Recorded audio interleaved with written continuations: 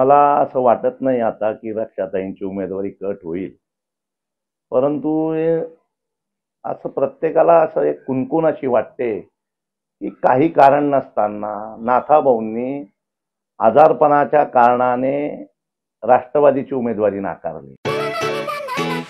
दोस्तों संग मचाने मस्ती, बोरियत की खोल के रस्सी, खुशियों की लगाने गुत्ती, आओ चलो सभी झूलेलाल गर्मियों में सबसे सही।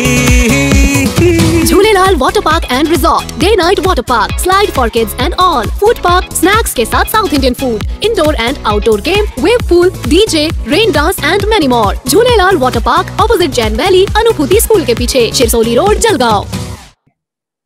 आणि आता या सगळ्या त्यांच्या हालचाली जर बघितल्या तर ते आजारी काही दिसत नाहीये।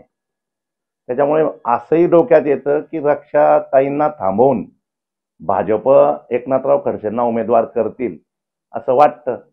आणि खरंच एकनाथराव खडसेंमध्ये जर हिंमत असेल तर त्यांनी आता भाजपची उमेदवारी करावी, कारण की एवढी पवार साहेबांनी विधान परिषदची 5 वर्षाची संधी आमदारकी दिल्यानंतर ते जर पक्ष सोडताय तर त्यांनी स्वतः लोकसभा लढावी त्या मतदारसंघातून।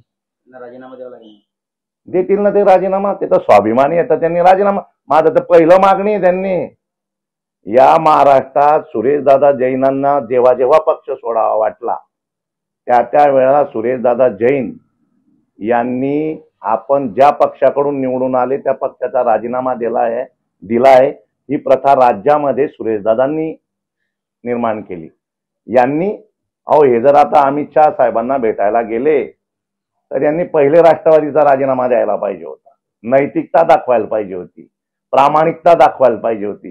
हे स्वतः गद्दार आहेत, हे काय प्रामाणिकता दाखवतील, हे काय नैतिकता दाखवतील, हे ढोंगी येतो। आता त्यांच्यात हिंमत आहे तर खरं त्यांनी स्वतः लोकसभा लढावी, नाही तर आहे तिथंच राहावं। अजूनही संधी त्यांना प्रवेश झाला नाहीये, अजूनही राष्ट्रवादीत राहावं। मग